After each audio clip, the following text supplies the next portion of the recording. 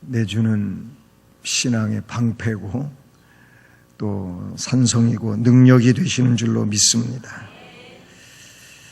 찬송하는 것도 연영을 따라가는 것 같아요. 젊을 때에는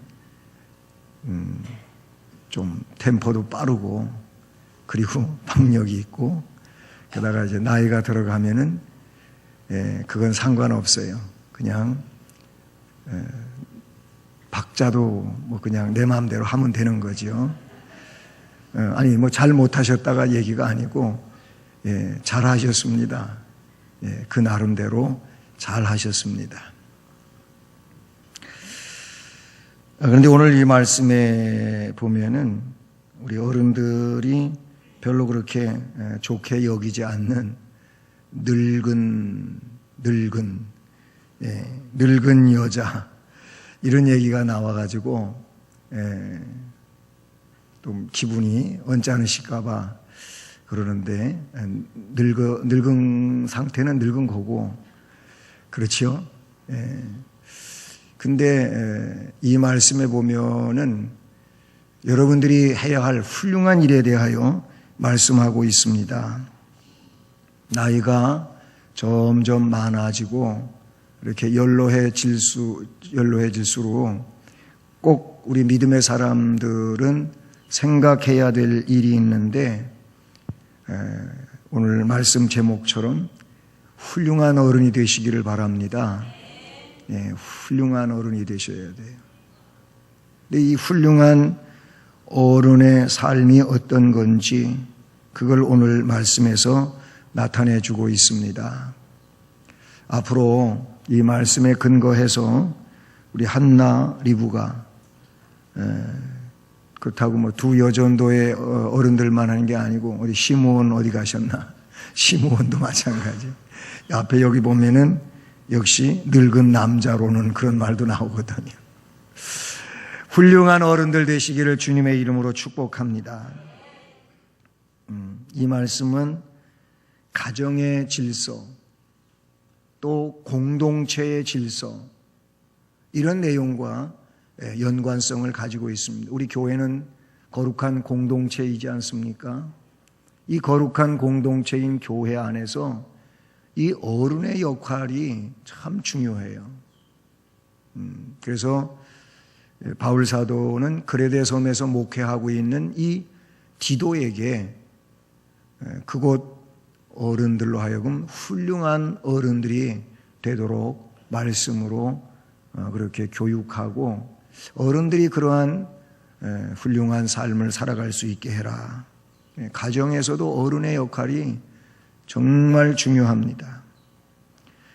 요즘에는 가정의 위기감이 너무나도 고조되고 있는 이런 시대에 살고 있어요. 그러니 이와 같은 때에 이 질서에 대한 내용들은 더 의미 있는 그런 말씀으로 우리에게 다가온다, 이렇게 볼 수 있어요. 자, 그러면 어른의 삶은 어떤 거냐? 3절 말씀에서 어른의 삶을 개인적으로 어른들이 어떤 삶을 살아야 되는지를 3절에서 말씀해 줍니다. 말씀해 보면 거룩하며 그랬어요. 늙은 여자로는 이와 같이 행실이 거룩하며, 여기서 이와 같이라고 하는 말은 앞에 늙은 남자에게 말씀했었던 것 같은 그 내용도 포함한다, 그 얘기예요. 그 앞에 2절을 보면 늙은 남자로는 절제하며 경건하며 신중하며 믿음과 사랑과 인내함에 온전하게 하고, 늙은 여자로는 이와 같이, 그 말씀의 내용도 포함해서 행실이 거룩하며, 그런 말씀합니다. 행실이 거룩해야 된다. 사람은 나이가 들어갈수록 부끄러움, 겸손이 없어져 간답니다. 자기 고집은 늘어가고, 자꾸 이 나이가 많아질수록 부끄러운 것도 잘 모르신대요. 또 그런가 하면은 겸손한 모습도 자꾸 사라진다 합니다. 그래서 여자분들은 나이가 들어갈수록 남성화되어지고 남자들은 나이가 들수록 여성화되어져 가지고 옛날에는 남편으로서 남자로서 가정에서 뭐 우르릉쾅쾅 했는데 그런데 왠지 여성스러워지는 거예요. 오히려 여자분들의 목소리가 커지고 그렇게 돼요. 여자들이 우르릉쾅쾅 된다니까. 그러면 남자들은 조용해지고 한쪽 편에 가서 가만히 있다가 여보 그거 어떻게 해야 되는 거야? 뭐 이런 되는 겁니다. 이게 거의 뭐 통례예요, 통례. 이 나이가 들어갈수록 여자분들은 남성 호르몬이 많아지는 거예요. 그래가지고 옛날에 부끄럽고 그래서 좀 염치도 알고 그렇게 된 것이 그냥 목소리도 커지고 그리고 문제가 되질 않습니다. 이런 쪽으로 많이 간다 그런 얘기예요. 태도가 흐트러지고 그래서 아무렇게나 행동하기 쉽고 뭐 어때? 상관없어. 뭐 이런 식으로 그런다는 거예요. 그러나 그럴수록 오늘 말씀은 거룩한 행실을 갖추는 것이 필요하다고 이야기합니다. 하나님을 섬기고 예수를 구주로 믿는 신앙의 사람들은 그러니까 나이가 들어가도 이 영적인 면이 자꾸 성장되고 성숙하면서 그 영으로 이런 육체의 그 보편적인 모습들을 다 어떻게 해요? 감쌀 수 있는 이런 영적인 능력자가 되어야 할 줄로 믿습니다. 성도는 젊든지 늙든지 자신의 삶 전체가 하나님 앞에서의 삶이고 그래서 하나님께 그 드려지는 예배의 삶이라 이렇게 보는 거예요. 그러니까 사람과 사람의 관계 속에 사람들 앞에서의 내가 아니고 나는 언제나 그 거룩하시고 또 영광 중에 거하시는 하나님 앞에서의 나, 하나님 앞에서의 나라는 존재를 생각하면서 그렇기 때문에 젊을 때든지 나이가 들 때든지 이 행실이 거룩해야 된다 그런 거예요. 그래서 이 거룩한 행실로 보다 더 성숙하게 일관된 삶을 살아가는 일만큼 더 귀하고 아름다운 일이 없는 줄로 믿습니다. 그러니까 이 말씀은 첫째로 이 어른의 삶은 행실이 거룩한 어른이 되라 라고 말씀해 주고 있는 줄로 믿습니다. 사무엘상 25장을 보면 거기 다윗이 아직 왕이 되기 이전에 사울 왕한테 쫓겨다닐 때 있었던 일인데 한편으로 보면은 여러 가지 어려움이 많았어요. 그는 하나님께서 세우신 왕이기 때문에 사울에게 손대는 일을 하지 않습니다. 물론 다윗이 공격하면은 사울도 문제가 되지 않을 수 있는 이런 상황도 많이 있었어요. 그런데 다윗은 사울을 해하지 않습니다. 오히려 신하들이 절호의 기회입니다. 그럴 때에도 손대지 않지요. 그러다가 보니까 자꾸 피난하는 삶, 도망다니는 삶을 살아야 될 때 어려움이 많았어요. 그런데 그때 갈멜에서 있었던 일입니다. 이 마온이라고 하는 마온의 한 사람이 있었는데 그의 생업은 갈멜에 있었다는 겁니다. 이 사람은 무지무지 부자였어요. 아주 큰 부자여가지고 양이 3,000마리나 되고 염소가 1,000마리나 되고 양과 염소를 합치면 3,000마리. 요즘에 뭐 양을 그냥 많이 키우는 사람한테 비하면은 그거 뭐 큰 숫자도 아니겠지만 그 옛날에는 양과 염소가 3,000마리면은 엄청난 부자인 거예요. 이 베두인들은요 지금도 그저 양이 몇십 마리만 있어도 굉장히 부자라고 자부하며 산다는 거예요. 그쪽 중동 지역에서. 근데 그 옛날에 양이 2,000마리, 염소가 1,000마리, 3,000마리나 돼. 갈멜에서 그의 양털을 깎는 날, 양털 깎는 날은 이게 굉장히 큰 잔치하는 날이라 그래요. 그런데 그 양털 깎는 날을 다윗이 어떻게 소식을 접합니다. 바로 이 부자의 이름은 나발이라는 사람이 나발. 그리고 그 아내는 아비가일이에요. 네?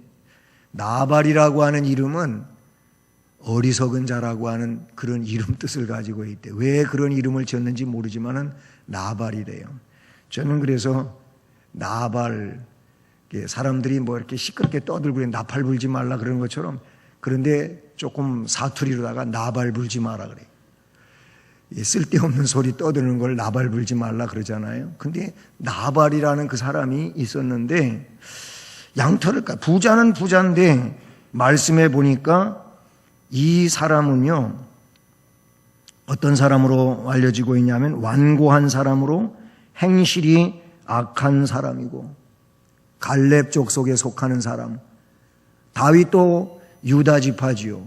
갈렙도 유다 지파에 속하잖아요. 그러니까 어떻게 보면 다윗이랑 이 나발은 같은 유다 자손이에요. 그런데 다윗을 돕는 일을 이 나발은 하지를 않습니다. 양털 깎는 날이어가고 잔칫날이어서 다윗이 소년 10명을 심부름꾼으로 보내가지고 그 잔칫날 만든 맛있는 음식 좀 싸서 보내달라, 이렇게 한 거예요. 근데 갈멜의 이 다윗과 그 군사들이 함께 하면서 나발의 양떼는 안전하게 지켜집니다. 다윗과 그 군사가 거기 있으니까 이 도적대들이 거기에 침범을 못하는 거예요. 그러니까 다윗 덕분에 나발은 그냥 저절로 그 양떼가 지켜졌다, 그런 얘기예요. 그 말씀을 그 사무엘상 25장 6절에 이렇게 말하고 있어요. 그 부하게 사는 자에게 이르기를 너는 평강하라. 내 집도 평강하라. 내 소유의 모든 것도 평강하라. 내게 양털 깎는 자들이 있다 함을 듣고 이제 내가 들었노라. 내 목자들이 우리와 함께 있었으나 우리가 그들을 해하지 아니하였고 그들이 갈멜에 있는 동안에 그들의 것을 하나도 잃지 아니하였나니. 이 말을 왜 담고 있느냐 하면은 다윗과 그 군사가 나발의 양떼 근처에 있었기 때문에 다른 그 도적대들이 나발의 양떼를 빼앗으려고 엄두도 못 냈다, 그 얘기예요. 괜히 가서 건드렸다가 큰일 나거든요. 그러니까 결국 우리 군사 때문에 내 양이 잘 지켜졌으니까 그런 점에 있어서도 고맙지 않느냐. 그러니까 잔칫날 좀 음식 좀 싸서 보내라 하고 소년 10명을 보냈다는 것이죠. 그런데 이 나발은요, 정말 안 좋은 이야기를 합니다. 나발이 다윗의 사원들에게 뭐라고 말하느냐면은 다윗이 누구고 이새의 아들은 누구냐? 요즘에 각기 주인에게서 억지로 떠나는 종이 많다고 하는데 너희들이 그런 사람들 아니냐? 뭐냐면 사울의 군사로 휘하에 있지를 않고 사울을 대적하고 떠나는 자들, 바로 너네가 그런 자들 아니냐? 이런 식으로 지금 나발은 이야기를 하죠. 그러면서 내가 어떻게 내 떡과 물과 내 양털 깎는 자를 위하여 만든 음식을 너희들 같은 그런 사람들한테 주냐? 안 준다. 안 준다는 거예요. 그래서 하나도 못 얻어가지고 돌아와서 다윗한테 보고를 하니까 다윗이 군사들에게 칼을 차라고 하고 가만 놔두지 않겠다고 다윗이 그냥 화가 난 거예요. 그래서 군사를 데리고 가서 공격하려고 지금 군사를 데리고 가는 중인데 이런 내용을 나발의 종 한 사람이 빨리 그의 아내, 나발의 아내인 아비가일한테 가서 이야기합니다. 아비가일은 어떤 사람이라고요? 총명한 사람, 지혜로운 여인, 그리고 용모가 아름답다 그랬어요. 그 말씀에서 이 사람은 항상 하나님의 뜻을 거하고 지혜롭게 사는 여자였어요.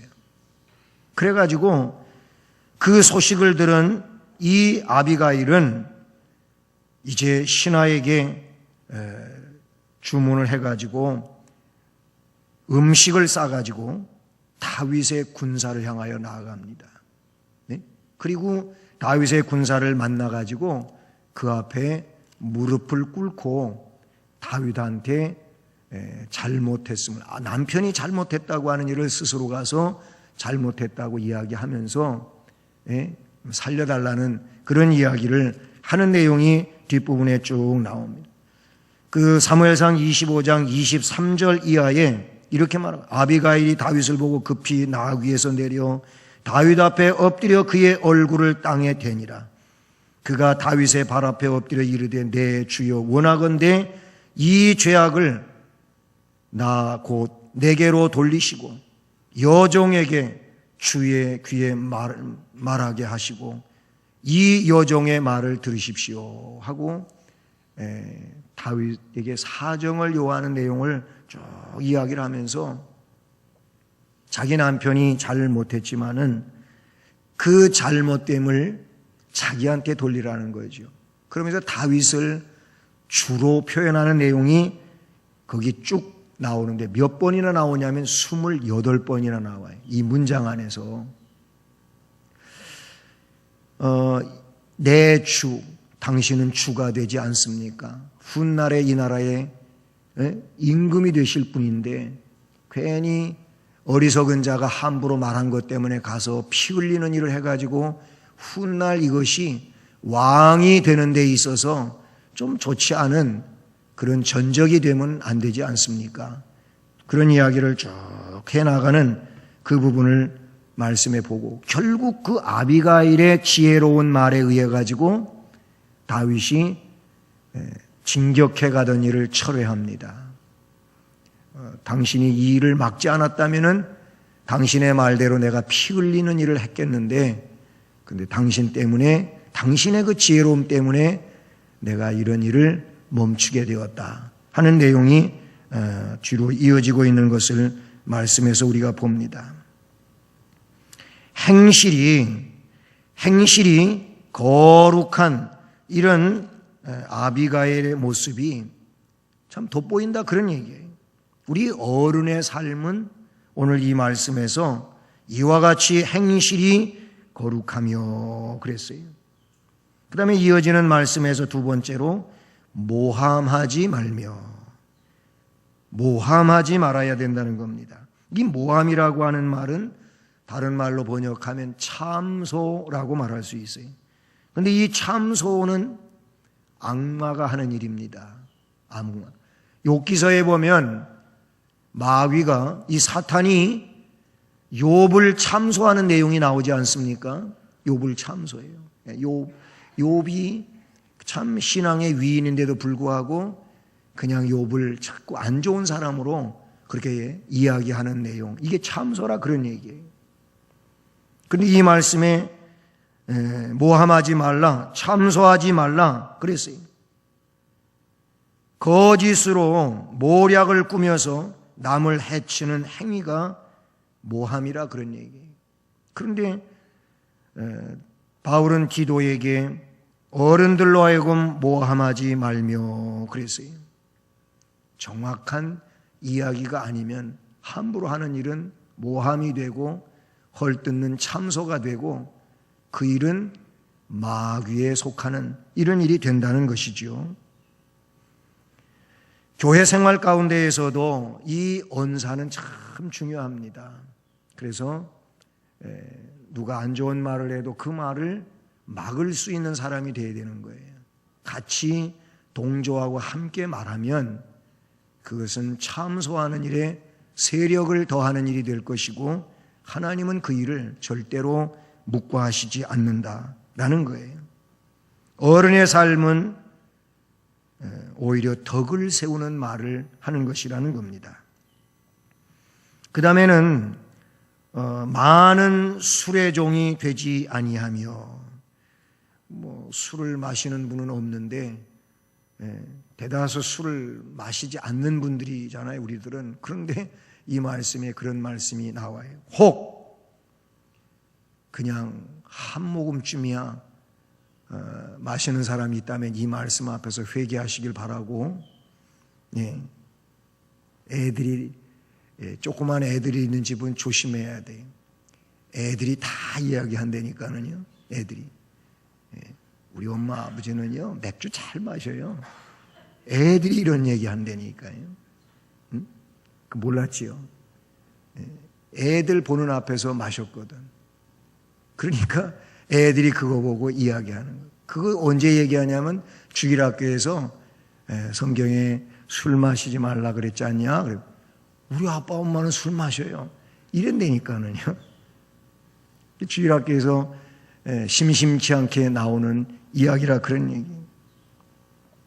술은요, 방탕함과 연결되는 것입니다. 이 술 때문에 방탕으로 연결이 된다 그런 얘기. 그런 까닭에 성경은 술을 금하고 있습니다. 잠언 23장 29절 이하의 말씀을 보면 이런 말씀이 기록이 되어 있습니다. 재앙이 네게 있느뇨, 근심이 네게 있느뇨, 분쟁이 네게 있느뇨, 원망이 네게 있느뇨, 까닭 없는 상처가 네게 있느뇨, 붉은 눈이 네게 있느뇨. 그런 일들은 술에 잠긴 자에게 있고 혼합한 술을 구하러 다니는 자에게 있느니라. 포도주는 붉고 잔에서 번쩍이며 순하게 내려가나니 너는 그것을 보지도 말지어다.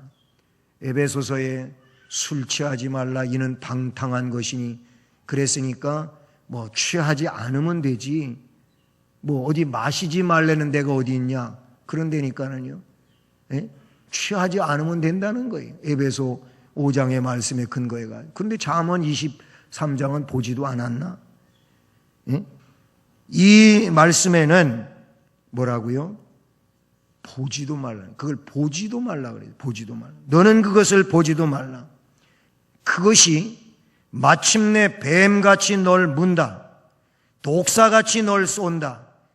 내 눈에는 괴이한 것이 보일 것이고 내 마음은 구부러진 말을 한다. 너는 바닷 가운데 누운 자 같은 것이고 돛대 위에 누운 자 같을 것이다. 내가 스스로 말하기를 사람이 나를 때려도 나는 아프지 아니하고 나를 상하게 하여도 내게 감각이 없도다. 내가 언제나 깰까 다시 술을 찾겠다 하리라. 술 마시고 술에 취한 사람의 그런 상태들을 이 말씀에서 쭉 이야기해 주고 있지 않습니까? 오늘 말씀에 우리 거룩한 이 신앙의 훌륭한 어른들은 술의 종이 되지 아니하며 그랬어요. 자신들뿐만이 아니고 가정 안에서 자녀들도 이런 술과 연관되지 않도록 해야 된다 그런 얘기예요. 또 한 가지는 뭐냐면 선한 것을 가르치는 자들이 되고 그랬어요. 선한 걸 가르쳐야 돼요. 늙은 여자는 젊은 여자에게 있어서 부모님이 되므로 딸이나 며느리 같은 젊은 여자들을 바른 교훈과 하나님의 말씀에 합당한 행동으로 가르치는 것은 지혜로운 처신이 된다. 이렇게 볼 수가 있어요. 선한 것을 가르치는 자가 돼야 되는 겁니다. 이게 처음서부터 그렇게 교훈적인 어른으로 훌륭한 어른으로서 자리매김이 돼갈 때 나중에도 그 역량을 발휘할 수가 있지, 그렇지 않은 이런 과정이 있다가 뭔가 바른 것을 이야기하려 치면은 이게 잘 먹혀 들어가질 않는 겁니다. 그러니까 시종일관 쭉 그런 어른으로 자리매김이 되어서 가다가 보면 나중에 젊은 이런 부인들이, 나이 어린 이런 부녀자들이 뭔가를 잘못했을 때 그거를 조용히 불러다가 타 잃으면 들을 수 있는 거죠. 그런 얘기를 여기에 말씀해 주고 있어요. 그래서 4절에 보면은 그들로 젊은 여자들을 교훈하되 그랬어요. 우리 한나 리브가 여전도 회원들은 그 위에 물론 안나 여전도에도 계시지만은 우리 교회에서 여자분들로는 어른들이잖아요. 어른들. 여기에는 권사님들도 많이 계시고 또 나이 많은 집사님들도 계시고 어른들이란 말이에요. 여러분들은 이런 훌륭한 신앙의 어른이 돼서 밑에 또 뒤따라오고 있는 젊은 여성 신앙인들로 하여금 그들이 바르게 살아갈 수 있도록 교훈할 수 있어야 된다라는 겁니다. 그 내용으로서 남편을 사랑하게 하라 그랬어요. 남편을 사랑하게 하라. 4절에도 나오지만은 그 내용은 뒤에 5절 말씀에도 나오고 자기 남편에게 복종하게 하라 그랬어요. 우리 나이 드신 어른들이, 훌륭한 신앙의 어른들이 젊은 그 신앙의 후배들을 이렇게 교훈할 때 남편에게 복종하라, 남편을 사랑하게 하라, 이걸 교훈하라는 거예요. 그래서 결국은 어떻게 가정을 잘 지킬 수 있게 하라. 그것을 여기에서 교훈으로 우리에게 메시지를 주고 있다, 그런 얘기죠. 하와의 잘못된 내조는 온 인류를 죄로 물들게 했습니다. 하와가 먼저 따먹었다고 했고, 그리고 이내 자기 하나 따가지고 남편한테도 주고 같이 먹는 이런 불상사가 생겨요. 그래서 여자에게 어떤 이 지도권을 주지 않는 이유에 대하여 성경이 말할 때에도 그 먼저 타락한 것에 대한 것을 이야기하고 있지 않습니까? 먼저 타락했기 때문에 여자에게 지도권을 주지 않는다. 성경은 그렇게 말씀하고 있어요. 여러분, 들릴라 같은 사람은 삼손을 유혹하는 유혹자였어요. 그래서 실족시키고 맙니다. 앞에서 얘기했던 내용처럼 반면에 나발의 아내 이 아비가일은 그의 지혜로 결국 가문을 지키는 이런 일을 감당하게 됩니다. 그런가 하면 믿음이 훌륭한 이 기생 라합은 믿음으로 자기의 가족을 멸절의 위기에서 건져내는 이런 일을 감당하게 되죠.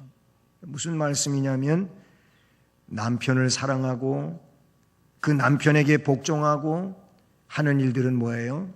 가정을 아름답게 지키는 일이 된다는 겁니다. 그 일을 우리 나이 많은 신앙이 훌륭한 어른들은 젊은 여성 신앙인들에게 이것을 몸으로 또는 입으로 교훈할 수 있는 사람이 되어야 된다는 것이죠. 아내는 한 가정을 구할 수도 있고 그 가정을 어렵게 만들 수도 있습니다. 동서고금을 막론하고 성공한 남편 뒤에는 항상 정숙한 아내가 있었다고 하는 거 우리는 잊지 말아야 할 것입니다. 슈바이처 아내가 훌륭했다고 합니다.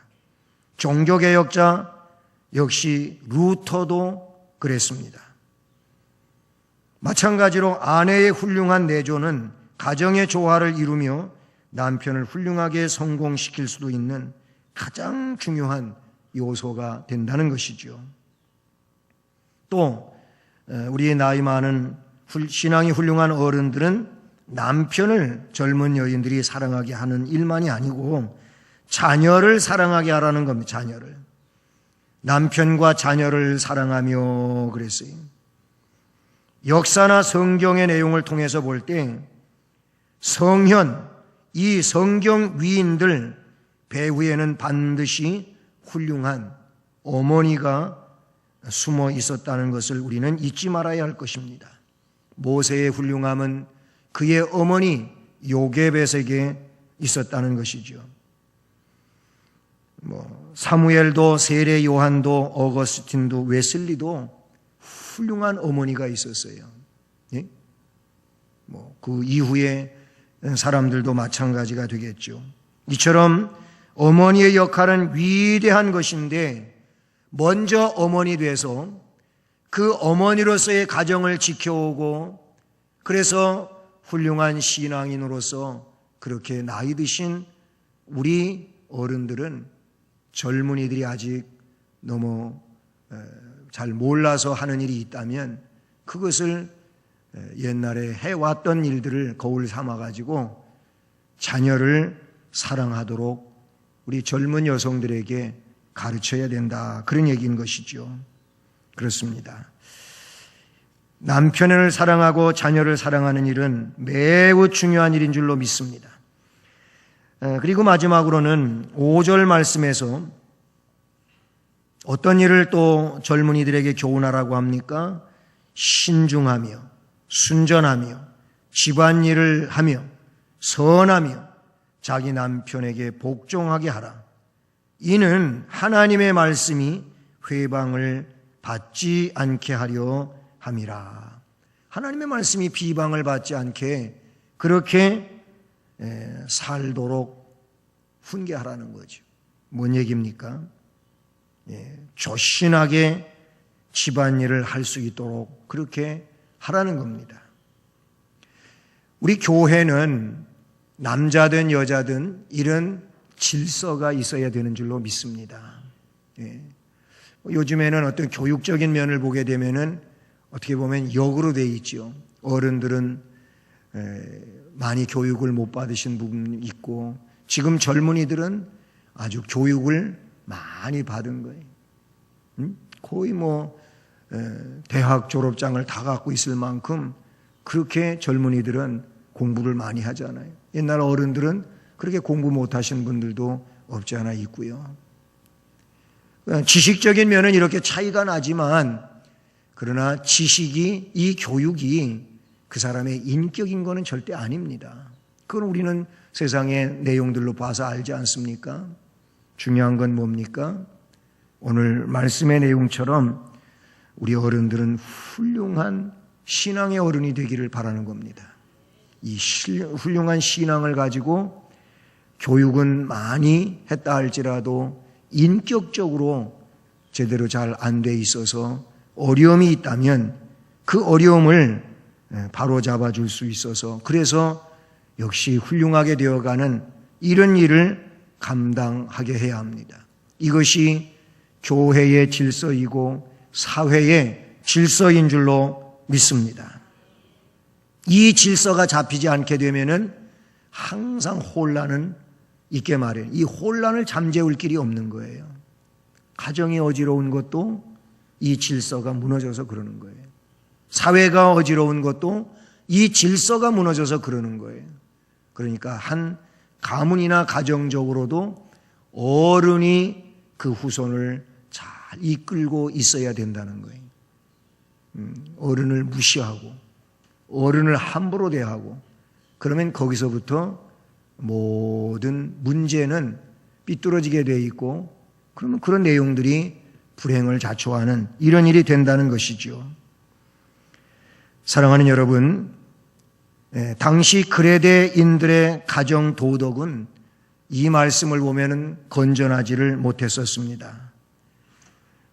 여기 그레데 섬 사람들만이 아니고 오늘날 이 시대도 보면은 이런 면면들이 너무나 많아요.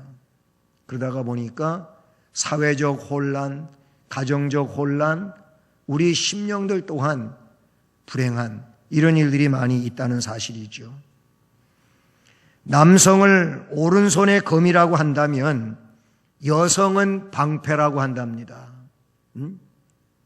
그러니까 검만 있어서는 안 되는 거예요. 나를 보호하려면은 방패도 있어야 되는데 여성이 방패랍니다. 또 남성이 최전선에서 싸우는 보병이라면 여성은 후방에서 물자를 보급하는 지원병이랍니다. 그러니까 지원병이 든든히 있어야 돼요. 앞에 가서 싸우는데 지원이 없으면은 싸움은 승리를 못 내요. 그러니까 우리 여자분들이 지원병이에요. 그래서 큰 이름으로다가 우리 부인들을 뭐라고 해요? 내무부 장관이라고 그러더라고. 내무부 장관이래. 왜 그렇습니까? 내적인 것이 여러분이 총체적으로 담당하는 거거든요. 가정의 내면적인 거를. 그러면 여러분들이 든든할 때 밖에 나가서 일하는 남편들도 또 자녀들도 든든할 수 있는 거예요. 그러므로 여러분들이 훌륭한 신앙 인격자가 돼서 이 일들을 바르게 감당할 수 있기를 바라는 겁니다. 그러면 이렇게 신앙이 훌륭한 어른이 되려면, 이런 신앙 인격자들이 되려면은 여러분들이 해야 할 일이 있는데 그건 뭐겠습니까? 성경을 많이 읽으십시오. 아멘. 성경을 많이. 아이고 목사님 이제는 눈도 흐려져 가지고요. 성경을 볼라치려면은 눈물만 나고 잘 글씨가 안 보이고 그런다고. 그래도 그 상태에서 최선을 다해 성경 읽으시고 그 다음에 기도 많이 하십시오. 기도 많이 하시라고요.